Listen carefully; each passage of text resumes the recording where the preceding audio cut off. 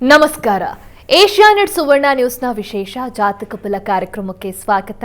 ನಾನು ಅಮೃತ ವರ್ಷಿಣಿ. ಈ ದಿನದ ಜಾತಕ ಫಲ ಸಂಚಿಕೆಯಲ್ಲಿ 12 ರಾಶಿಗಳ ಫಲಾಫಲ, ನೀವು ಗಳಿಸಿರುವಂತಹ ಸಂದೇಶಗಳಿಗೆ ಉತ್ತರ, ಪರಿಹಾರ, ಹಾಗೆ ಈ ದಿನದ ಪಂಚಾಂಗದ ಮಹತ್ವವನ್ನು ತಿಳಿಸ್ಕೊಡ್ತಾ ಹೋಗ್ತೀವಿ.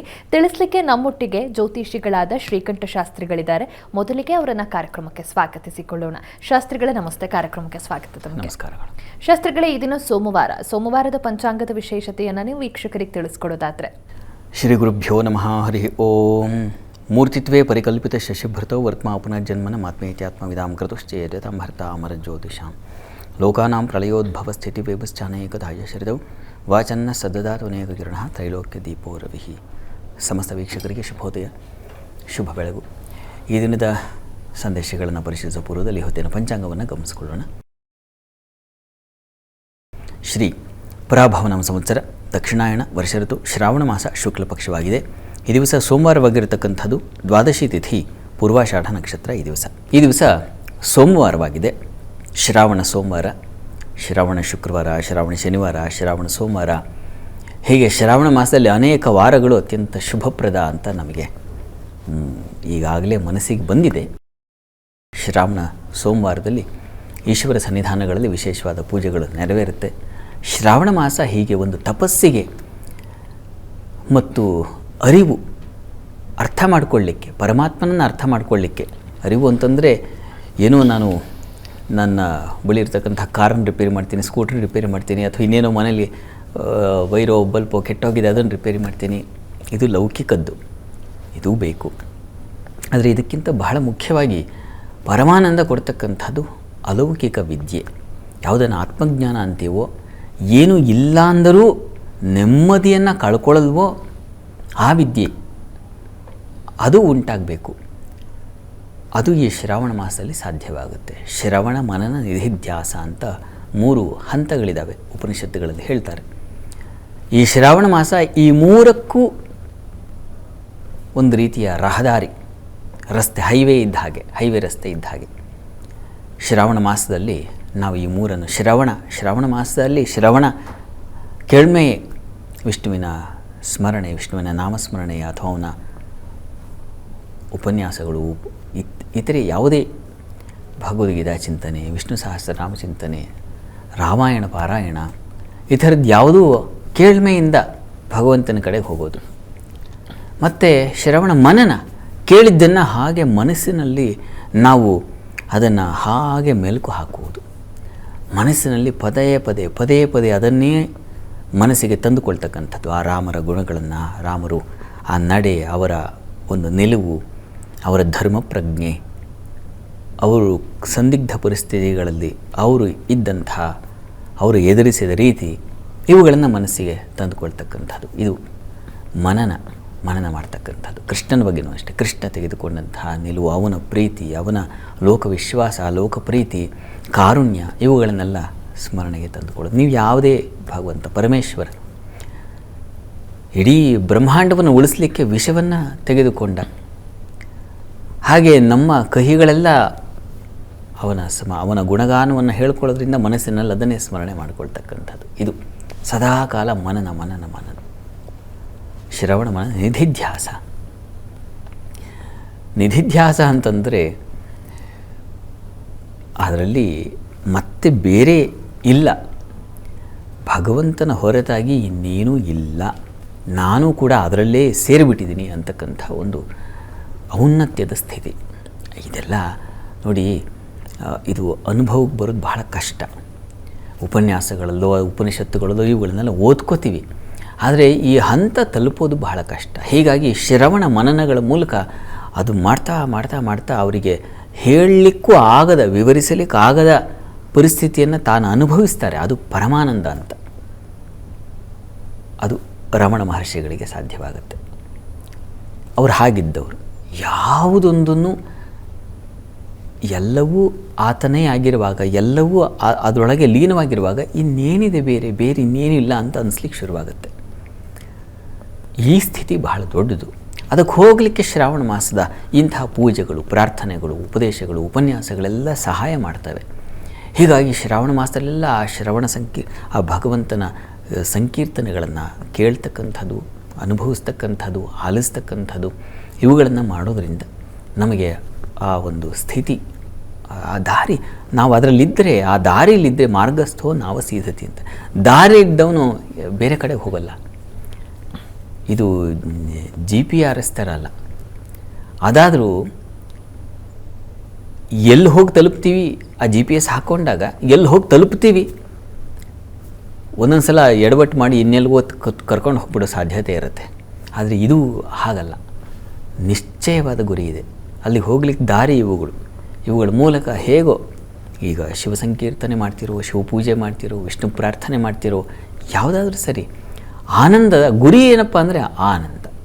ಯಾವ ಸ್ಥಿತಿಯಲ್ಲೂ ಮನುಷ್ಯ ತನ್ನ ಏನು ಮನಸ್ಸಿನ ದುರ್ಬಲತೆಯನ್ನು ಕಳ್ಕೊಳ್ಳದೆ, ಆಲೋಚನೆಗಳನ್ನು ಮಾಡದೆ ಆನಂದ, ಎಂಥ ಕ್ಲಿಷ್ಟದಲ್ಲೂ ಇದು ಕ್ಲಿಷ್ಟವಲ್ಲ, ಇದು ಇರೋದೇ ಹೀಗೆ ಅಂತ ಅಂದುಕೊಳ್ತಾನಲ್ಲ, ಆ ಸ್ಥಿತಿಯನ್ನು ಹೋಗಿ ತಲುಪಲಿಕ್ಕೆ ಇವೆಲ್ಲವೂ ದಾರಿಯಾಗುತ್ತೆ.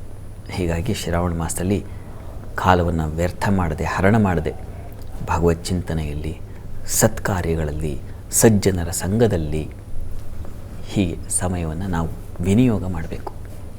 ಮಾಡಿ ಒಳ್ಳೆಯದಾಗಲಿ. ಶ್ರಾವಣ ಸೋಮವಾರದ ವಿಶೇಷತೆಯನ್ನು ತಿಳಿಸ್ಕೊಟ್ರಿ ಶಾಸ್ತ್ರಿಗಳೇ. ಮುಂದೆ ಸಂದೇಶಗಳತ್ತ ಗಮನ ಹರಿಸೋಣ. ಮೊದಲಿಗೆ ರಕ್ಷಾ ಅಂತ ನೆಲಮಂಗಲದಿಂದ, ಇವರ ಜನ್ಮ ದಿನಾಂಕ 29ನೇ ತಾರೀಕು 12ನೇ ತಿಂಗಳು 2010 ಸಂಜೆ 5:30. ಶಿಕ್ಷಣ ಮತ್ತು ಆರೋಗ್ಯದ ಬಗ್ಗೆ ತಿಳಿಸಿ ಅನ್ನೋದು ಪ್ರಶ್ನೆ. ರಕ್ಷಾ ಅವರ ಪ್ರಶ್ನೆ ಶಿಕ್ಷಣ ಮತ್ತು ಆರೋಗ್ಯಕ್ಕೆ ಸಂಬಂಧಿಸಿದೆ. ಜಾತಕ ನೋಡೋಣ. ನೋಡಿ, ತಮ್ಮ ಜಾತಕವನ್ನು ಪರಿಶೀಲಿಸಿದ್ರೆ ಇದು ಮಿಥುನ ಲಗ್ನವಾಗಿದೆ. ಲಗ್ನದಿಂದ ದ್ವಿತೀಯಾಧಿಪತಿ ಮತ್ತು ಪಂಚಮಾಧಿಪತಿ ಶುಕ್ರ ಒಟ್ಟಿಗೆ ಇರೋದು ತುಂಬ ತುಂಬ ತುಂಬ ಚೆನ್ನಾಗಿದೆ. ಅಲ್ಲಿ ಶುಕ್ರ ಚಂದ್ರರು ಒಟ್ಟಾಗಿದ್ದರೆ ಏನು ಕ್ರಯ ವಿಕ್ರಯೇಶು ಕುಶಲಃ ಅಂತ ಹೇಳುತ್ತೆ. ವ್ಯಾಪಾರ ವಹಿವಾಟಿನಲ್ಲಿ ಎತ್ತಿದ ಕೈ ಆಗಿರ್ತಾರೆ ಇವರು ಅಂತ. ಹೀಗಾಗಿ ಈ ಶುಕ್ರನಿಗೆ ಸಂಬಂಧಿಸಿರ್ತಕ್ಕಂಥದ್ದು, ಚಂದ್ರನಿಗೆ ಸಂಬಂಧಿಸಿರ್ತಕ್ಕಂಥದ್ದು ಅಂದರೆ ಡಿಸೈನಿಂಗ್ ಕ್ಷೇತ್ರಗಳು, ಅದು ಇಂಟೀರಿಯರ್ ಡಿಸೈನಿಂಗ್ ಇರಬಹುದು, ಫ್ಯಾಷನ್ ಡಿಸೈನಿಂಗ್ ಇರಬಹುದು, ಅಥವಾ ಇನ್ನೇನು ಸ್ಟೇಜ್ ಆರ್ಟಿಸ್ಟ್ಗಳಾಗಬಹುದು, ಅಥವಾ ಸ್ಟೇಜ್ ನಿರ್ಮಾಣ ಮಾಡ್ತಕ್ಕಂಥದ್ದು, ಬಿಗ್ ಇವೆಂಟ್ಸ್ ಕ್ರಿಯೇಟ್ ಮಾಡಲಿಕ್ಕೆ ಅಂತಹ ಈವೆಂಟ್ ಮ್ಯಾನೇಜ್ಮೆಂಟ್ ಅಂತ ಏನಂತೀವಿ, ಅವುಗಳಿಗೆ ಇದು ತುಂಬ ಚೆನ್ನಾಗಿದೆ. ತುಂಬ ಒಳ್ಳೆಯ ಪ್ರಸಿದ್ಧಿಗೆ, ಪ್ರಾವೀಣ್ಯಕ್ಕೆ ಅಂದರೆ ಗುರುತಿಸ್ತಾರೆ, ನಿಮ್ಮನ್ನು ಸನ್ಮಾನಿಸ್ತಾರೆ. ಆ ರೀತಿಯಲ್ಲಿ ತುಂಬ ಚೆನ್ನಾಗಿದೆ. ಮತ್ತು ಸಂಗೀತ, ಶಾಸ್ತ್ರ, ಕಲೆಗಳಲ್ಲಿ ತುಂಬ ಚೆನ್ನಾಗಿ ಆಸಕ್ತಿ ಇರ್ತದೆ. ಅವುಗಳಲ್ಲಿ ಮುಂದುವರಿಲಿಕ್ಕೆ ತುಂಬ ಚೆನ್ನಾಗಿದೆ. ಹೀಗಾಗಿ ಚೆನ್ನಾಗಿ ಓದಿ. ಲಗ್ನಾಧಿಪತಿ ಷಷ್ಠದಲ್ಲಿ ಇರೋದ್ರಿಂದ ಸ್ವಲ್ಪ ಆರೋಗ್ಯದಲ್ಲಿ ಏರುಪೇರು ಆಗ್ತಾ ಇರುತ್ತೆ. ಹೀಗಾಗಿ ನೀವು ಆರೋಗ್ಯ ದೃಷ್ಟಿಯಿಂದ ವಿಷ್ಣು ಸನ್ನಿಧಾನದಲ್ಲಿ ಗಂಧೋದಕ, ಗಂಧದಿಂದ ಅಭಿಷೇಕ ಮಾಡಿಸ್ತಕ್ಕಂಥದ್ದು, ನೀವು ಪ್ರತಿ ತಿಂಗಳಿಗೊಮ್ಮೆ, ಯಾವಾಗಲೂ ಒಂದು ತಿಂಗಳಿಗೊಮ್ಮೆ ನೀವು ಚತುರ್ದಶಿ ದಿವಸ ಅಥವಾ ಪೌರ್ಣಮಿ ದಿವಸ ಆ ವಿಷ್ಣು ಸನ್ನಿಧಾನಗಳಲ್ಲಿ ವಿಶೇಷ ಪೂಜೆ ನೆರವೇರಿಸಿ. ಅದು ತುಂಬ ಸಹಾಯವಾಗುತ್ತೆ, ಅನುಕೂಲ ಆಗುತ್ತೆ. ಆ ತೀರ್ಥ ಪ್ರೋಕ್ಷಣೆ ಸೇವನೆ ಮಾಡಬಹುದು. ಒಳ್ಳೆಯದಾಗಲಿ. ಮುಂದಿನ ಪ್ರಶ್ನೆ ಶಾಸ್ತ್ರಿಗಳೇ, ಮಧುಸೂದನ್ ಎಲ್ ಅಂತ ಹೊಸಕೋಟೆಯಿಂದ, ಇವರ ಜನ್ಮ ದಿನಾಂಕ 8ನೇ ತಾರೀಕು 12ನೇ ತಿಂಗಳು 1990 ಬೆಳಗ್ಗೆ 8 ಗಂಟೆಗೆ. 1 ವರ್ಷದಿಂದ ಹೆಂಡತಿ ಮನೆ ಬಿಟ್ಟು ತವ್ರ ಮನೆ ಸೇರ್ಕೊಂಡಿದ್ದಾಳೆ. ಮುಂದೆ ಜೀವನ ಹೇಗೆ ತಿಳಿಸಿ ಅನ್ನೋದು ಪ್ರಶ್ನೆ. ಮಧುಸೂದನ್ ಅವರ ಪ್ರಶ್ನೆ ದಾಂಪತ್ಯಕ್ಕೆ ಸಂಬಂಧಿಸಿದೆ ಅಲ್ವಾ, ಸಮಸ್ಯೆ ನೋಡಿ. ತಮ್ಮ ಜಾತಕವನ್ನು ಪರಿಶೀಲಿಸಿದ್ರೆ ಇದು ಧನು ಲಗ್ನ. ಲಗ್ನದಿಂದ ಸಪ್ತಮಾಧಿಪತಿ ಬುಧ ನಿಮ್ಮ ಜಾತಕದಲ್ಲಿ ಲಗ್ನದಲ್ಲೇ ಇದ್ದಾನೆ. ಶನಿ ಶುಕ್ರ ಯುಕ್ತನಾಗಿರ್ತಕ್ಕಂಥದ್ದು ಮಾಂದಿ ಜೊತೆಗೆ. ಇದು ಸ್ವಲ್ಪ ಲಗ್ನಾಧಿಪತಿ ಅಷ್ಟಮದಲ್ಲಿರೋದು ಇದೆಲ್ಲ. ಈಗ ಪ್ರಸ್ತುತ ಚಂದ್ರದಶೆಯಲ್ಲಿ ತಮಗೆ ಶುಕ್ರನ ಭುಕ್ತಿ ನಡೀತಾ ಇದೆ. ಷಷ್ಠಾಧಿಪತಿ ಕಾಲ.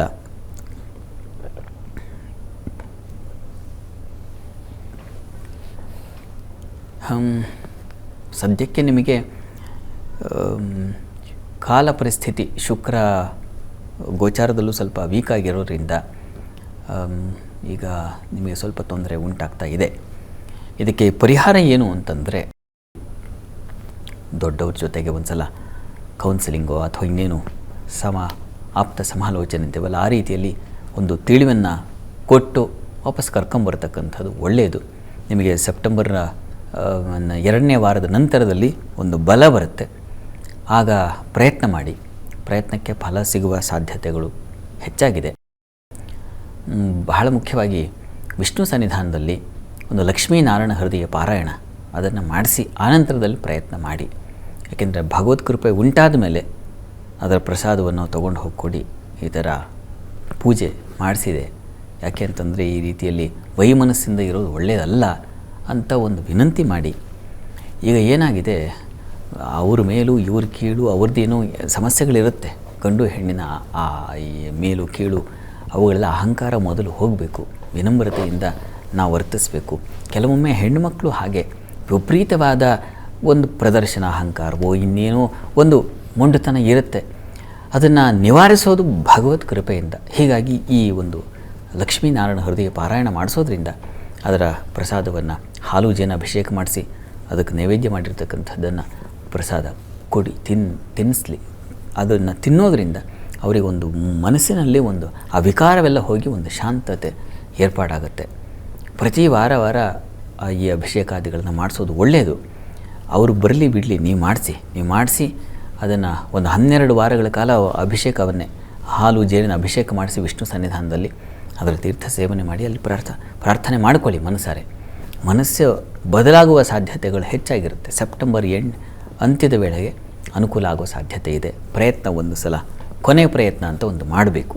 ಅದನ್ನು ಮಾಡಿ ಆಮೇಲೆ ಅದು ಕೊನೆಗೆ ಆಗಲೇ ಇಲ್ಲ ಅಂದ ಪಕ್ಷದಲ್ಲಿ ನಮ್ಮ ಪ್ರಯತ್ನ ಒಂದಷ್ಟು ಕಾಲ ಮಾಡಬೇಕು.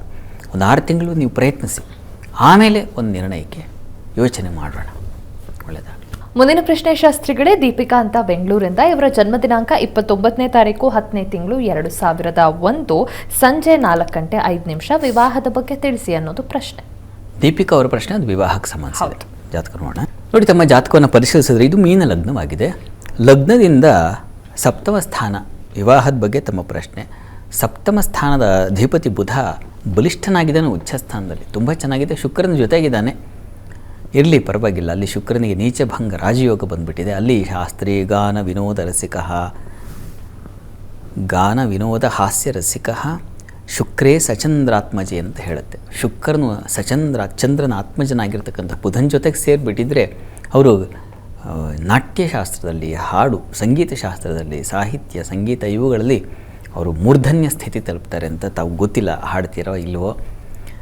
ಅಂತೂ ವಿವಾಹಕ್ಕೆ ಯೋಗ್ಯವಾಗಿದೆ. ಒಳ್ಳೆಯ ವರನನ್ನು ಕಾಣಲಿಕ್ಕೆ ಅವಕಾಶಗಳಿದೆ.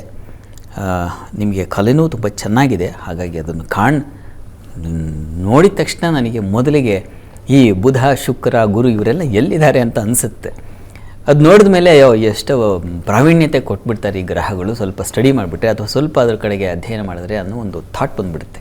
ಹಾಗೆ ಈ ಶುಕ್ರ ಬುಧ ಗುರು ಇವರೆಲ್ಲ ತುಂಬ ಚೆನ್ನಾದ ಗ್ರಹಗಳು. ಅವು ಒಳ್ಳೆಯ ಸ್ಥಾನಗಳಲ್ಲಿದ್ದರೆ ತುಂಬ ಸಾಧನೆಗೆ ಅವಕಾಶಗಳಿರುತ್ತೆ. ಹೀಗಾಗಿ ನಿಮ್ಮ ಜಾತಕದಲ್ಲಿ ಬುಧ ತುಂಬ ಚೆನ್ನಾಗಿದ್ದಾನೆ, ಒಳ್ಳೆಯ ನೈಪುಣ್ಯತೆಯನ್ನು ತಂದುಕೊಡ್ತಾನೆ. ಹೀಗಾಗಿ ತಾವು ಚೆನ್ನಾಗಿ ಓದಿ ಒಳ್ಳೆಯ ಕಲೆಯನ್ನು ಕಲಿತುಕೊಳ್ಳಿ. 4 ಜನಕ್ಕೆ ಮಾರ್ಗದರ್ಶನ ಮಾಡುವಷ್ಟು ಮಟ್ಟಿಗೆ ಚೆನ್ನಾಗಿದೆ. ಪ್ರಸ್ತುತ ನಿಮಗೆ ಶನಿ ಭುಕ್ತಿ ನಡೀತಾ ಇದೆ. ಬುಧದಶೆಯಲ್ಲಿ ಶನಿ ಭುಕ್ತಿ ನಡೀತಾ ಇದೆ. ಶನಿಶ್ಚರನು ತೃತೀಯದಲ್ಲಿದ್ದಾನೆ, ತುಂಬ ಚೆನ್ನಾಗಿದೆ. ಧೈರ್ಯ, ಉತ್ಸಾಹಗಳು, ಶೌರ್ಯ ಎಲ್ಲವೂ ಇದೆ. ಪಂಚಮಾಧಿಪತಿ ಲಗ್ನದಲ್ಲಿ ಚಂದ್ರ ಇರೋದು ಕೂಡ ತುಂಬ ಮುಖ್ಯವಾದ ಚೆನ್ನಾಗಿದೆ. ಜಾತಕ ಚೆನ್ನಾಗಿದೆ ಇವರೇ. ನೀವು ವಿವಾಹಕ್ಕೆ ಪ್ರಯತ್ನ ಮಾಡಬಹುದು. ಪ್ರಯತ್ನಕ್ಕೆ ಫಲಗಳು ಸಿಗುವ ಸಾಧ್ಯತೆ ಹೆಚ್ಚಾಗಿದೆ. ನಂಗೆ ಅನಿಸುತ್ತೆ ನೋಡಿ, ಪ್ರಯತ್ನ ಮಾಡಿದ್ರೆ ನೀವು ಜನವರಿ ಅಂದರೆ ಫೆಬ್ರವರಿ ಪ್ರಾರಂಭದಿಂದ ಮೇ ಆ ವೇಳೆಗೆ ಹೆಚ್ಚಿನ ಅವಕಾಶಗಳಿದ್ದಾವೆ. ಪ್ರಯತ್ನ ಮಾಡಿ, ಒಳ್ಳೆಯದಾಗಲಿ. ಮುಂದಿನ ಪ್ರಶ್ನೆ ಶಾಸ್ತ್ರಿಗಳೇ, ಪೂರ್ಣೇಶ್ KS ಅಂತ ಸಕಲೇಶ್ಪುರದಿಂದ. ಇವರ ಜನ್ಮ ದಿನಾಂಕ 29/4/1988 ರಾತ್ರಿ 10 ಗಂಟೆ 20 ನಿಮಿಷ. ಉದ್ಯೋಗ ಮತ್ತು ವಿವಾಹದ ಬಗ್ಗೆ ತಿಳಿಸಿ ಅನ್ನೋದು ಪ್ರಶ್ನೆ. ಪೂರ್ಣೇಶ್ ಅವರ ಪ್ರಶ್ನೆ ವಿವಾಹ ಮತ್ತು ಉದ್ಯೋಗಕ್ಕೆ ಸಂಬಂಧಿಸಿದೆ ಅಲ್ವಾ? ನೋಡೋಣ. ನೋಡಿ, ತಮ್ಮ ಜಾತಕವನ್ನು ಪರಿಶೀಲಿಸಿದ್ರೆ ಇದು ಧನು ಲಗ್ನವಾಗಿದೆ. ಲಗ್ನದಿಂದ ಕರ್ಮಾಧಿಪತಿ ನಿಮಗೆ ಬುಧ ರವಿಯುಕ್ತನಾಗಿ ಗುರುಯುಕ್ತನಾಗಿದ್ದಾನೆ ಪಂಚಮದಲ್ಲಿ. ಆದರೆ ಮೌಢ್ಯತೆ ಇದೆ. ಬುಧ ಮೌಢ್ಯನಾಗಿದ್ದಾನೆ ಪಂಚಮ ಸ್ಥಾನದಲ್ಲಿ. ಇದೇನು ಮಾಡುತ್ತೆ, ಸ್ವಲ್ಪ ವೃತ್ತಿ ಅಧಿಪತಿಯೂ ಹೌದು. ಹೀಗಾಗಿ ಕರ್ಮಾಧಿಪತಿ ಮೌಢ್ಯನಾಗಿದ್ದರೆ ವೃತ್ತಿಯಲ್ಲಿ ಸ್ವಲ್ಪ ಮಂದತೆ. ನಿಮ್ಮ ಸಾಲಿನಲ್ಲಿರ್ತಕ್ಕಂಥವ್ರಿಗೆ ಬಹಳ ಬೇಗ ಕೆಲಸಗಳು ಮತ್ತೊಂದು ಪ್ರಸಿದ್ಧಿ ಬಂದುಬಿಡುತ್ತೆ. ಕೆಲಸದಲ್ಲಿ ಅನುಕೂಲ ಸಾಧ್ಯತೆಗಳಿರುತ್ತೆ ಅವ್ರ ಜಾತಕ ಚೆನ್ನಾಗಿದ್ದಾಗ. ನಿಮ್ಮದು ಪಾಪ ಹಿನ್ನಡೆ ಆಗ್ತಾ ಇರುತ್ತೆ. ಈ ರೀತಿಯ ಒಂದು ಸಾಧ್ಯತೆ ಇದೆ. ನರಸಿಂಹ ಪ್ರಾರ್ಥನೆ ಬೇಕಿದಕ್ಕೆ. ನೀವು ನರಸಿಂಹ ಸನ್ನಿಧಾನಕ್ಕೆ ಹೋಗಿ ಪ್ರತಿ ಮಂಗಳವಾರ ಅಥವಾ ಬುಧವಾರವೂ ಆಗುತ್ತೆ. ಬುಧವಾರ ನರಸಿಂಹ ಸನ್ನಿಧಾನದಲ್ಲಿ ಒಂದು ಅಭಿಷೇಕವನ್ನು ಮಾಡಿಸಿ, ತುಳಸಿ ಅರ್ಚನೆ ಮಾಡಿಸಿ. ಇದು ತುಂಬ ಸಹಾಯವಾಗುತ್ತೆ. ನೀವು ಒಂದು 6 ತಿಂಗಳು ನಿರಂತರವಾಗಿ ಶ್ರದ್ಧೆಯಿಂದ ಪ್ರತಿ ಬುಧವಾರ ಹೋಗಿ ಅಲ್ಲಿ ಅವನ ನಾಮಾವಳಿಗಳನ್ನು ಹೇಳಿಕೊಂಡು ಆ ಪೂಜೆಯಲ್ಲಿ ಪಾಲ್ಗೊಂಡು ನೀವು ಶ್ರದ್ಧೆಯಿಂದ ನೋಡಿ. ಇದು ಹೇಗೆ ಅಂದರೆ ಏನು ಅನ್ನ ಮತ್ತು ಮಧು, ಜೇನು ಮತ್ತು ಅನ್ನ ಮಿಶ್ರಿತವಾದರೆ ಅದನ್ನು ದಿವ್ಯೌಷಧ ಅಂತ ಕರೀತಾರೆ. ಹಾಗೆ ತಪಸ್ಸು ಮತ್ತು ಅರಿವು, ಪರಮಾತ್ಮನಲ್ಲಿ ಒಂದು ಶ್ರದ್ಧೆಯನ್ನು ಇಟ್ಕೊಂಡು ತಪಸ್ಸನ್ನು ಮಾಡಬೇಕು, ಅದ್ರ ಜೊತೆಗೆ ಅರಿವನ್ನು ಇಟ್ಕೊಳ್ಬೇಕು. ಇವೆರಡು ಕೂಡಿದ್ರೆ ಅದು ದಾರಿಯಾಗಿಬಿಡುತ್ತೆ ಅಂತ. ಹೀಗಾಗಿ ಆ ಪರಮಾತ್ಮನಲ್ಲಿ ಪ್ರಾರ್ಥನೆ ಮಾಡ್ಕೊಂಡು ಬನ್ನಿ, ಅನುಕೂಲ ಆಗುತ್ತೆ. ಶ್ರದ್ಧೆಯಿಂದ ಭಕ್ತಿಯಿಂದ ಮಾಡಿ, ಒಳ್ಳೆಯದಾಗಲಿ. ಇನ್ನು ವಿವಾಹದ ಬಗ್ಗೆ ಕೇಳಿದ್ದೀರಿ ತಾವು. ವಿವಾಹಕ್ಕೆ ಸಂಬಂಧಿಸಿದ ಅಧಿಪತಿನೂ ಬುಧನೇ ಆಗಿದ್ದಾನೆ. ವಿಷ್ಣು ಪ್ರಾರ್ಥನೆ ನಿಮಗೆ ಎರಡೂ ಬಗೆಯ ಸಹಾಯ ಮಾಡುತ್ತೆ. ಪ್ರಯತ್ನ ಮಾಡಿ, ವಿಷ್ಣುವಿನ ಕೃಪೆ ಉಂಟಾಗಲಿ ತಮಗೆ. ಶಾಸ್ತ್ರಿಗಳೇ, ಮೊದಲ 6 ರಾಶಿಗಳ ಫಲಾಫಲ ಹೇಗಿದೆ? ಯಾವ ರಾಶಿಗೆ ಶುಭ, ಯಾವ ರಾಶಿಗೆ ಅಶುಭ, ಪರಿಹಾರ ಏನಿದೆ? 12 ರಾಶಿಗಳ ಫಲಾಫಲ ತಿಳಿಯುವ ಮುನ್ನ ಈ ಹೊತ್ತಿನ ಗ್ರಹಸ್ಥಿತಿಯನ್ನು ಗಮನಿಸ್ಕೊಳ್ಳೋದಾದರೆ, ಮಿಥುನ ರಾಶಿಯಲ್ಲಿ ಕುಜನನ್ನು ಕಾಣ್ತಾ ಇದ್ವಿ, ಗುರು ಇರ್ತಕ್ಕಂಥದ್ದು ಕರ್ಕಟಕ ರಾಶಿಯಲ್ಲಿ, ರವಿ ಬುಧ ಕೇತುಗಳನ್ನು ಕಾಣ್ತಾ ಇದ್ದೀವಿ, ಅದು ಸಿಂಹ ರಾಶಿಯಲ್ಲಿ, ಶುಕ್ರ ಇರ್ತಕ್ಕಂಥದ್ದು ಕನ್ಯಾ ರಾಶಿಯಲ್ಲಿ, ಚಂದ್ರ ಮಂದಿಯರು ಒಟ್ಟಾಗಿದ್ದಾರೆ ಧನು ರಾಶಿಯಲ್ಲಿ, ಇನ್ನು ರಾಹು ಶನೈಶ್ಚರ ಕುಂಭ ಮೀನುಗಳಲ್ಲಿದ್ದಾರೆ. ಹೀಗಿರುವಾಗ 12 ರಾಶಿಗಳ ಫಲಾಫಲ ತಿಳಿತಾ ಹೋಗೋಣ. ಮೊದಲಿಗೆ ಮೇಷರಾಶಿ. ಮೇಷರಾಶಿಯವರಿಗೆ ಈ ದಿವಸ ನಿಮಗೆ ಬಂಧುಗಳಲ್ಲಿ ಪ್ರೀತಿ ವಿಶ್ವಾಸ, ಜಲಸಂಬಂಧಿ ಕ್ಷೇತ್ರಗಳಲ್ಲಿ ಹೆಚ್ಚಿನ ಅನುಕೂಲಗಳು ಮತ್ತು ವ್ಯಾಪಾರದಲ್ಲಿ ಹೆಚ್ಚಿನ ವಹಿವಾಟು ತುಂಬ ಚೆನ್ನಾಗಿರುತ್ತದೆ. ಧರ್ಮ ಕಾರ್ಯಗಳು, ಶುಭ ಚಿಂತನೆ, ಸತ್ಕಾರ್ಯಗಳಲ್ಲಿ ಪಾಲ್ಗೊಳ್ತಕ್ಕಂಥದ್ದು, ಈ ರೀತಿಯಲ್ಲಿ ಅತ್ಯಂತ ಶುಭ ಫಲವನ್ನು ಕಾಣ್ತೀರ ಈ ದಿವಸ. ಸ್ವಲ್ಪ ಮಟ್ಟಿಗೆ ಆಲಸ್ಯವು ನಿಮಗೆ ತೊಂದರೆ ಮಾಡುತ್ತೆ, ಹೀಗಾಗಿ ಆಲಸ್ಯವನ್ನು ಕೊಡಬೇಕು ಈ ದಿವಸ. ಆಂಜನೇಯನ ಪ್ರಾರ್ಥನೆಯನ್ನು ಮಾಡಿ. ವೃಷಭ ರಾಶಿಯವರಿಗೆ ಈ ದಿವಸ ಸ್ತ್ರೀಯರಿಗೆ ಸ್ವಲ್ಪ ನಷ್ಟ, ಮನಸ್ಸಿಗೆ ಬೇಸರವಾಗುವ ಸಂಗತಿಗಳು, ಘಟನೆಗಳು ನಡೆಯುವ ಸಾಧ್ಯತೆ ಹೆಚ್ಚಾಗಿದೆ. ಶಾಂತವಾಗಿರಿ. ಈ ದಿವಸ ಅಪಮಾನಗಳು, ಮನಸ್ತಾಪ ಈ ಥರದ್ದೊಂದು ಸೂಚನೆ ಇದೆ, ಹೀಗಾಗಿ ಹುಷಾರು. ವಸ್ತು ನಷ್ಟತೆಯೂ ಸೂಚಿಸ್ತಾ ಇದೆ, ಹುಷಾರು. ನಿಮ್ಮ ಬ್ಯಾಗು, ಪರ್ಸೋ ಅಥವಾ ಇನ್ನೇನೋ ನಿಮ್ಮ ಅಲಂಕಾರ ವಸ್ತುಗಳು ಎಲ್ಲೋ ಹೋಗಿರ್ತೀರ, ಅಲ್ಲೇ ಬಿಟ್ಬಿಟ್ಟಿರ್ತೀರ, ಆಮೇಲೆ ನೆನಪಾಗುತ್ತೆ, ಈ ರೀತಿಯ ಸಾಧ್ಯತೆಗಳನ್ನು ಸೂಚಿಸ್ತಾ ಇದೆ. ಉಳಿದ ಹಾಗೆ ವೃತ್ತಿಯಲ್ಲೆಲ್ಲ ಅನುಕೂಲ ಚೆನ್ನಾಗಿದೆ. ಕೆಲಸ ಕಾರ್ಯಗಳಲ್ಲಿ ಸಹಾಯ ಸಹಕಾರ, ಅನುಕೂಲ, ಒಳ್ಳೆಯ ಮಾರ್ಗದರ್ಶನ ಇದೆಲ್ಲ ಚೆನ್ನಾಗಿದೆ. ಈ ದಿವಸ ನಿಮಗೆ ಮಕ್ಕಳ ವಿಚಾರದಲ್ಲಿ ಸ್ವಲ್ಪ ಕಿರಿಕಿರಿಯ ವಾತಾವರಣ ಇದೆ, ಸ್ನೇಹಿತರಿಂದ ಸಹಾಯ ಇದೆ. ಪ್ರಾರ್ಥನೆಗೆ ಈ ದಿವಸ ನೀವು ದುರ್ಗಾ ಸನ್ನಿಧಾನದಲ್ಲಿ, ಅಮ್ಮನವರ ಸನ್ನಿಧಾನದಲ್ಲಿ ಒಂದು ಅಭಿಷೇಕ ಮಾಡಿಸಿ. ಮಿಥುನ ರಾಶಿಯವರಿಗೆ ಈ ದಿವಸ ನೋಡಿ, ನಿಮಗೆ ವೃತ್ತಿಯಲ್ಲಿ ತುಂಬ ಚೆನ್ನಾಗಿದೆ. ಕೆಲಸ ಕಾರ್ಯಗಳಲ್ಲಿ ಅನುಕೂಲ, ನಿಮಗೆ ಒಂದು ಗೌರವ, ನಿಮ್ಮದೇ ಆದ ಒಂದು ವ್ಯಕ್ತಿತ್ವ ನಿರ್ಮಾಣ ಮಾಡಿಕೊಳ್ಳಿಕ್ಕೆ ಅವಕಾಶ ಇದೆ ಈ ದಿವಸ. ಮತ್ತು ಈ ದಿವಸ ಶಿಕ್ಷಕರಿಗೆ ತುಂಬ ಚೆನ್ನಾಗಿದೆ, ಬೋಧಕರಿಗೆ ತುಂಬ ಚೆನ್ನಾಗಿದೆ, ಪುರೋಹಿತರಿಗೆ ತುಂಬ ಚೆನ್ನಾಗಿದೆ. ಮಂತ್ರ ಮತ್ತು ಈ ವಿದ್ಯೆ ಕಲಿತಕ್ಕಂಥದ್ದು ಇವುಗಳಲ್ಲೆಲ್ಲ ಒಳ್ಳೆ ಚೆನ್ನಾಗಿದೆ. ಇನ್ನು ಈ ದಿವಸ ಸಂಗಾತಿಯಲ್ಲಿ ಚೆನ್ನಾಗಿದೆ, ಸ್ವಲ್ಪ ಅಸಮಾಧಾನವೂ ಇದೆ, ಮಿಶ್ರವಾಗಿದೆ. ಸಂಗಾತಿ ವಿಚಾರದಲ್ಲಿ ಮಾತ್ರ ಸ್ವಲ್ಪ ಮನಸ್ತಾಪಗಳ ಸಾಧ್ಯತೆ ಸೂಚಿಸುತ್ತೆ, ಹುಷಾರು. ಶಿವಶಕ್ತಿಯರ ಆರಾಧನೆ ಮಾಡಿ. ಇನ್ನು ಕರ್ಕಟಕ ರಾಶಿಯವರಿಗೆ ದಿವಸ ವೃತ್ತಿಯಲ್ಲಿ ಪರಿಶ್ರಮ ಜಾಸ್ತಿ, ಕೆಲಸದ ಒತ್ತಡ ಜಾಸ್ತಿ ಆಗುತ್ತೆ. ಆರೋಗ್ಯದಲ್ಲೂ ಸ್ವಲ್ಪ ಏರುಪೇರನ್ನು ಸೂಚಿಸ್ತಾ ಇದೆ. ಮತ್ತು ಸಾಲ, ಶತ್ರು ಬಾಧೆ ಇವುಗಳನ್ನು ಸೂಚಿಸ್ತಾ ಇದೆ. ತುಂಬ ಹುಷಾರು ಈ ದಿವಸ, ಬಹಳ ಎಚ್ಚರಿಕೆಯಿಂದ ಇರಬೇಕು. ಅದರಲ್ಲೂ ಸ್ತ್ರೀಯರು ಬೇಡದ ಅಥವಾ ಇನ್ನೇನು ಅನಗತ್ಯ ಚರ್ಚೆ, ವಾದ ಅಥವಾ ಇನ್ಯಾವುದೋ ಒಂದು ತಗಾದೆ ಅವುಗಳಿಗೆ ಸಿಕ್ಕಾಕೊಂಡ್ಬಿಡೋ ಸಾಧ್ಯತೆ ಇದೆ. ದುರ್ಗಾ ಸಪ್ತಶತಿ ಪಾರಾಯಣ ಅಥವಾ ದುರ್ಗಾ ಸನ್ನಿಧಾನದಲ್ಲಿ ಅಭಿಷೇಕ ಮಾಡಿಸೋದು ತುಂಬ ಒಳ್ಳೆಯದು. ಇನ್ನು ಸಿಂಹರಾಶಿಯವರಿಗೆ ಈ ದಿವಸ ಕೆಲಸ ಕಾರ್ಯಗಳಲ್ಲಿ ಈ ದಿವಸ ಪರಿಶ್ರಮವೂ ಇದೆ, ಗೆಲುವು ಇದೆ, ನೀವು ಅದರಲ್ಲಿ ಸಾಧಿಸ್ತೀರ. ಸರ್ಕಾರಿ ವಲಯದಲ್ಲಿರೋರಿಗೆ ತುಂಬ ಚೆನ್ನಾಗಿದೆ. ಆರೋಗ್ಯದಲ್ಲಿ ಚೇತರಿಕೆ ಕಾಣ್ತೀರ. ಮಾತಿನ ಬಲ ಚೆನ್ನಾಗಿದೆ ನಿಮಗೆ. ಈ ದಿವಸ ಹೈಯರ್ ಸ್ಟಡೀಸ್ ಅವರಿಗೆ ತುಂಬ ಚೆನ್ನಾಗಿದೆ. ಸ್ವಲ್ಪ ಮನಸ್ಸು ಚಂಚಲವೂ ಆಗಬಹುದು, ಆ ಸಾಧ್ಯತೆಯೂ ಇದೆ. ಬೇಡದ ದಾರಿ ತಕ್ಷಣ ಅದು ಹಾಗೆ ಮನಸ್ಸು ಜಾರಿಬಿಡುತ್ತೆ. ಇದಕ್ಕೆ ನೀವು ಗಣಪತಿ ಪ್ರಾರ್ಥನೆ ಮಾಡಿ. ಇನ್ನು ಕನ್ಯಾ ರಾಶಿಯವರಿಗೆ ವೃತ್ತಿಯಲ್ಲಿ ತುಂಬ ಅನುಕೂಲದ ವಾತಾವರಣ ಇದೆ. ಈ ದಿವಸ ನಿಮಗೆ ಕೆಲಸದ ಪರಿಶ್ರಮವೂ ಇದೆ, ಇನ್ನೊಬ್ಬರ ಸಹಾಯ ಸಿಗುತ್ತೆ, ಅಧಿಕಾರ ಮತ್ತೊಂದು ಓಕೆ. ಅದ್ರ ಜೊತೆಗೆ ಕೆಲಸದ ಒತ್ತಡವೂ ಜಾಸ್ತಿ ಇರುತ್ತೆ. ಈ ದಿವಸ ಪ್ರಯಾಣದಲ್ಲಿ ಸ್ವಲ್ಪ ಹುಷಾರಾಗಿರಿ, ತೊಡಕು ತೊಂದರೆ ಸೂಚಿಸ್ತಾ ಇದೆ. ಕೃಷಿಕರು ಹುಷಾರು, ನೀರಿನ ಸಮೀಪದಲ್ಲಿ ಹುಷಾರಾಗಿರಿ, ತೊಂದರೆಗಳನ್ನು ಸೂಚಿಸ್ತಾ ಇದೆ. ವಿಷಜಂತುಗಳ ಭಯ ಇದೆ, ಜಾರು ಬಿದ್ದುಬಿಡ್ತೀರಾ, ಈ ಥರ ಸಾಧ್ಯತೆ ಇದೆ. ಪ್ರಾರ್ಥನೆಗೆ ದಿವಸ ನೀವು ಕೂಡ ದುರ್ಗಾ ಸನ್ನಿಧಾನಕ್ಕೆ ಸ್ವಲ್ಪ ಅಕ್ಕಿ ಸಮರ್ಪಣೆ ಮಾಡಿ. ತುಲಾರಾಶಿಯವರಿಗೆ ದಿವಸ ವೃತ್ತಿಯಲ್ಲಿ ತುಂಬ ಚೆನ್ನಾಗಿದೆ, ಹೆಚ್ಚಿನ ಅನುಕೂಲ, ಧೈರ್ಯ, ಉತ್ಸಾಹ ಇವುಗಳನ್ನು ಸೂಚಿಸ್ತಾ ಇದೆ. ಪ್ರಶಂಸೆಗೆ ಪಾತ್ರರಾಗ್ತಕ್ಕಂಥದ್ದು, ನಿಮ್ಮ ಕಾರ್ಯಗಳಿಗೆ ಒಂದು ಗೌರವ ಸಿಗುತ್ತೆ. ಆ ರೀತಿಯಲ್ಲಿ ಉಪನ್ಯಾಸಕರಿಗೆ ತುಂಬ ಚೆನ್ನಾಗಿದೆ, ಬೋಧಕರಿಗೆ ತುಂಬ ಚೆನ್ನಾಗಿದೆ. ಮತ್ತು ಈ ದಿವಸ ಸಂಗಾತಿಯಲ್ಲೂ ಸಾಮರಸ್ಯ, ಪ್ರೀತಿ ಕಾಣಬಹುದು. ಈ ದಿವಸ ಸ್ವಲ್ಪ ಗಂಟಲ ಬಾಧೆ, ಕಿವಿ ಸಮಸ್ಯೆ ಕಾಣ್ತಾ ಇದೆ, ಹಾಗೆ ಹುಷಾರು, ದುರ್ಗಾ ಕವಚ ಹೇಳ್ಕೊಳ್ಳಿ. ವೃಶ್ಚಿಕ ರಾಶಿಯವರಿಗೆ ದಿವಸ ನಿಮಗೆ ನೋಡಿ, ಊಟ ಸಮೃದ್ಧವಾದ ಊಟವೂ ಸಿಗುತ್ತೆ. ಊಟದಲ್ಲಿ ತೊಂದರೆಗಳು, ಅತಿಯಾದ ಭೋಜನ, ಅತಿಯಾದ ನೀರಿನ ಸೇವನೆ ಅದು ತೊಂದರೆ ಆಗಬಹುದು. ಹುಷಾರಾಗೂ ಇರಿ. ಸಿಕ್ಕಿದೆ ಅಂತ ಭರ್ಜರಿ ಬಾರಿಸ್ಬಿಟ್ರೆ ತೊಂದರೆ ಆಗುತ್ತೆ. ಹೀಗಾಗಿ ಊಟ ಮಾಡುವಾಗ ಸ್ವಲ್ಪ ಶಾಂತವಾಗಿರಿ, ಎಷ್ಟು ಬೇಕೋ ಅಷ್ಟು. ಮತ್ತು ಈ ದಿವಸ ವೃತ್ತಿಯಲ್ಲಿ ತುಂಬ ಚೆನ್ನಾಗಿದೆ. ಕೆಲಸ ಕಾರ್ಯಗಳಲ್ಲಿ ಅನುಕೂಲಗಳು, ಸಹಾಯ ಸಹಕಾರಗಳು ಸರ್ಕಾರಿ ವಲಯದಲ್ಲಿರೋರಿಗೆ ತುಂಬ ಚೆನ್ನಾಗಿದೆ. ಮತ್ತು ಈ ದಿವಸ ನಿಮಗೆ ಸಂಗಾತಿಯಲ್ಲೂ ಆತ್ಮೀಯತೆ, ವಿಶ್ವಾಸ ಇದೆಲ್ಲ ತುಂಬ ಚೆನ್ನಾಗಿದೆ, ಪ್ರೀತಿ ಚೆನ್ನಾಗಿದೆ. ಪ್ರಾರ್ಥನೆಗೆ ಅನ್ನಪೂರ್ಣೇಶ್ವರಿ ಪ್ರಾರ್ಥನೆ ಮಾಡಿ. ಇನ್ನು ಧನುರಾಶಿ, ಧನುರಾಶಿಯವರಿಗೆ ಈ ದಿವಸ ಆರೋಗ್ಯದಲ್ಲಿ ಏರುಪೇರನ್ನು ಸೂಚಿಸ್ತಾ ಇದೆ. ಈ ದಿವಸ ನಿಮಗೆ ತೊಂದರೆಗಳು, ಆರೋಗ್ಯದ ಮಟ್ಟಿಗೆ ಸ್ವಲ್ಪ ಅಲದಾಟ, ಹಾಸ್ಪಿಟ್ಲು ಅದು ಇದು ಆ ರೀತಿಯ ಒಂದು ಓಡಾಟ ಜಾಸ್ತಿ ಇದೆ. ಕೆಲಸದಲ್ಲಿ ಅನುಕೂಲ ಚೆನ್ನಾಗಿದೆ. ಈ ದಿವಸ ನಿಮಗೆ ದೈವ ಸಹಾಯದಿಂದ ಪಾರಾಗ್ತೀರ, ಕ್ಲಿಷ್ಟಗಳಿಂದ ಪಾರಾಗ್ತೀರ, ಕಷ್ಟದಿಂದ ಪಾರಾಗ್ತೀರ. ಇನ್ನು ಸ್ನೇಹಿತರ ಸಹಾಯ ಚೆನ್ನಾಗಿದೆ. ಈ ದಿವಸ ನಿಮಗೆ ಸ್ವಲ್ಪ ಅತಿಯಾದ ನಿರೀಕ್ಷೆ ಇಟ್ಟುಕೊಳ್ಳೋದು ಈ ದಿವಸ ಒಳ್ಳೆಯದಲ್ಲ. ನಿರೀಕ್ಷೆಗಳು ಅಷ್ಟು ಫಲ ಕೊಡೋದಿಲ್ಲ. ಹೀಗಾಗಿ ಈ ದಿವಸ ನೀವು ಸುಬ್ರಹ್ಮಣ್ಯ ಪ್ರಾರ್ಥನೆ ಮಾಡಿ. ಮಕರ ರಾಶಿಯವರಿಗೆ ವೃತ್ತಿಯಲ್ಲಿ ಈ ದಿವಸ ಸ್ವಲ್ಪ ತೊಡಕನ್ನು ಸೂಚಿಸ್ತಾ ಇದೆ, ಹಿನ್ನಡೆಯನ್ನು ಸೂಚಿಸ್ತಾ ಇದೆ. ಸಂಗಾತಿ ವಿಚಾರದಲ್ಲಿ ಮನಸ್ತಾಪ, ಸ್ವಲ್ಪ ಮಟ್ಟಿಗೆ ಅವರ ಸಲುವಾಗಿ ಓಡಾಟ, ಅಲೆದಾಟ, ಪರಿಶ್ರಮ ಜಾಸ್ತಿ. ಸ್ತ್ರೀಯರಿಗೆ ಖರ್ಚು, ಅಧಿಕ ವ್ಯಯ ಅದನ್ನು ಸೂಚಿಸ್ತಾ ಇದೆ. ವ್ಯಾಪಾರಿಗಳಿಗೆ ಹೆಚ್ಚಿನ ಇನ್ವೆಸ್ಟ್ಮೆಂಟ್ ಆಗಿಬಿಡುತ್ತೆ, ಅದು ಇನ್ವೆಸ್ಟ್ಮೆಂಟೇ ಹೊರೆ ಆಗಿಬಿಡುತ್ತೆ. ಈ ರೀತಿಯಲ್ಲೆಲ್ಲ ಇದೆ ಈ ದಿವಸ, ಸ್ವಲ್ಪ ಹುಷಾರು. ಪ್ರಾರ್ಥನೆಗೆ ಈ ದಿವಸ ನೀವು ಅಮ್ಮನವರ ಸನ್ನಿಧಾನಕ್ಕೆ ಹೋಗಿ ಬನ್ನಿ. ಅಮ್ಮನವರಿಗೆ ಕ್ಷೀರ ಸಮರ್ಪಣೆ ಮಾಡೋದು ಒಳ್ಳೆಯದು. ಇನ್ನು ಕುಂಭರಾಶಿ, ಕುಂಭರಾಶಿಯವರೆಗೆ ಈ ದಿವಸ ನಿಮಗೆ ವೃತ್ತಿಯಲ್ಲಿ ತುಂಬ ಚೆನ್ನಾಗಿದೆ, ಅನುಕೂಲದ ವಾತಾವರಣ ಇದೆ. ಈ ದಿವಸ ವ್ಯಾಪಾರಿಗಳಿಗೆ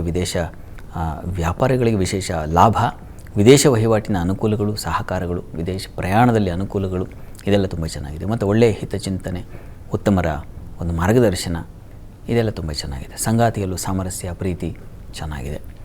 ಪ್ರಾರ್ಥನೆಗೆ ಈ ದಿವಸ ನಿಮಗೆ ಮನೆ ದೇವರ ಪ್ರಾರ್ಥನೆ ಮಾಡಿ. ಇನ್ನು ಮೀನರಾಶಿಯವರಿಗೆ ಈ ದಿವಸ ವೃತ್ತಿಯಲ್ಲಿ ಅನುಕೂಲವೂ ಇದೆ, ಕಿರಿಕಿರಿಯೂ ಇದೆ. ನಿಮಗೆ ಬುದ್ಧಿ ತುಂಬ ಚೆನ್ನಾಗಿದೆ, ಆದರೆ ನಿಮ್ಮ ಬುದ್ಧಿ ಅನ್ವಯ ಅಪ್ಲೈ ಆಗೋದಿಲ್ಲ, ಅದು ನಿಮಗೆ ಕಿರಿಕಿರಿ ಆಗುತ್ತೆ. ಆ ರೀತಿಯ ಒಂದು ಸಂದರ್ಭ ಎದುರಾಗಬಹುದು. ಮತ್ತು ಹೈಯರ್ ಸ್ಟಡೀಸ್ ಅವರಿಗೆ ತುಂಬ ಚೆನ್ನಾಗಿದೆ. ಮತ್ತು ಗುರು ಶಿಷ್ಯರ ಬಾಂಧವ್ಯ ಚೆನ್ನಾಗಿರ್ತದೆ, ಪ್ರೀತಿಯಿಂದ, ವಾತ್ಸಲ್ಯದಿಂದ ಅವ್ರನ್ನ ಕಾಣ್ತಕ್ಕಂಥದ್ದು ಅಥವಾ ಗುರುಗಳ ಭೇಟಿ ಮಾಡ್ತಕ್ಕಂಥದ್ದು ಈ ರೀತಿಯ ಒಂದು ಸಾಧ್ಯತೆ ಇದೆ. ಮತ್ತು ಈ ದಿವಸ ಮುಖ್ಯವಾಗಿ ಲಾಯರ್ಸಿಗೆ ತುಂಬ ಚೆನ್ನಾಗಿದೆ, ಹೆಚ್ಚಿನ ಅನುಕೂಲ, ಬಲ ಇದನ್ನು ಸೂಚಿಸ್ತಾ ಇದೆ. ಈ ದಿವಸ ಸಂಗಾತಿ ವಿಚಾರದಲ್ಲಿ ಸ್ವಲ್ಪ ಕಿರಿಕಿರಿ, ಮನಸ್ತಾಪ ಸಾಧ್ಯತೆ ಇದೆ, ಹುಷಾರಾಗಿರಿ. ಪ್ರಾರ್ಥನೆಗೆ ಈ ದಿವಸ ಲಕ್ಷ್ಮೀನಾರಾಯಣರನ್ನು ಪ್ರಾರ್ಥಿಸಿ. ಈ ದಿವಸ 12 ರಾಶಿಗಳವರು, ರಾಶಿ ಗೊತ್ತಿಲ್ಲ ಅಂತಕ್ಕಂಥವ್ರು ಹೇಳಬಹುದಾದ ಮಂತ್ರ ಗಮನಿಸಿ. ಓಂ ತ್ರಯಿಮೂರ್ತಯೇ ನಮಃ ಈ ಮಂತ್ರ ಹೇಳ್ಕೊಳ್ಳಿ, ಅನುಕೂಲ ಆಗುತ್ತೆ. ಇಂದಿನ ಸಂಚಿಕೆಯಲ್ಲಿ 12 ರಾಶಿಗಳ ಫಲಾಫಲ ಹಾಗೆ ಈ ದಿನದ ಪಂಚಾಂಗದ ಮಹತ್ವ, ವೀಕ್ಷಕರ ಸಂದೇಶಗಳಿಗೆ ಪರಿಹಾರಗಳನ್ನು ತಿಳಿಸ್ಕೊಟ್ರಿ. ಧನ್ಯವಾದ ತಮಗೆ. ಸರ್ವೇ ಜನಾಃ ಸುಖಿನೋ ಭವಂತು, ಸಮಸ್ತ ಸನ್ಮಂಗಳಾನಿ ಭವಂತು. ಎಲ್ಲರಿಗೂ ಶುಭವಾಗಲಿ. ನೋಡಿದ್ರಲ್ಲ, ಇದಾಗಿತ್ತು ಈ ಹೊತ್ತಿನ ವಿಶೇಷ ಜಾತಕ ಫಲ ಕಾರ್ಯಕ್ರಮ.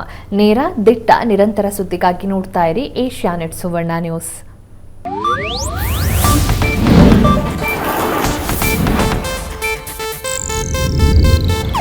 ಇದು ಏಷ್ಯಾನೆಟ್ ನ್ಯೂಸ್ ನೆಟ್ವರ್ಕ್ ಪ್ರಸ್ತುತಿ.